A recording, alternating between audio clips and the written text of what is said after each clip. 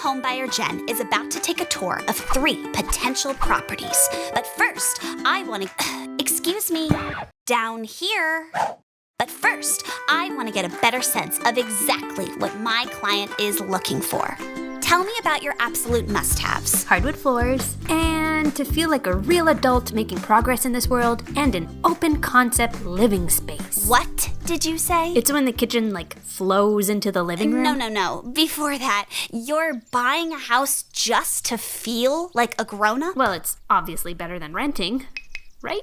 Anyone considering a move needs to understand the pros and cons of renting and homeownership before they make a decision either way. I'm guessing I won't be touring houses today because Doris found out I didn't do any research before coming on the show.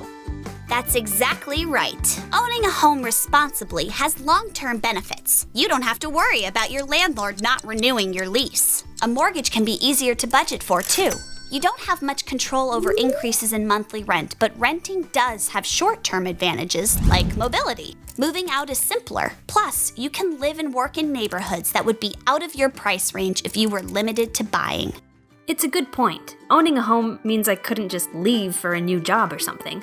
It would complicate things. Maybe your family is growing, or maybe you just want that stability. Either way, if you're buying a house, you want to make sure you're sticking around for at least the next 5 years. But what about the freedom? With my own place, I could finally paint the walls and have as many cats as I want to.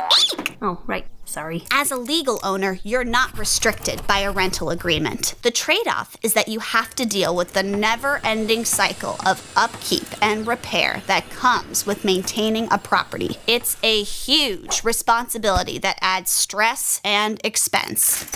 When you rent, your landlord takes responsibility for any major issues. At least in theory. But why keep paying my landlord when I could be putting money toward my own home instead? People assume buying a house is a good investment, but the reality is that you can generate value by renting too. You can profit from an increase in property value if and when you resell your house. This doesn't apply to renting. Don't forget that properties can lose value too. Homeowners can choose to rent out their property as a source of income. Again, not applicable to renters, but your living expenses as a renter are simple compared to what ownership costs, which means you can invest the money you'd otherwise sink into your home and grow your wealth that way. Owning and renting are just different.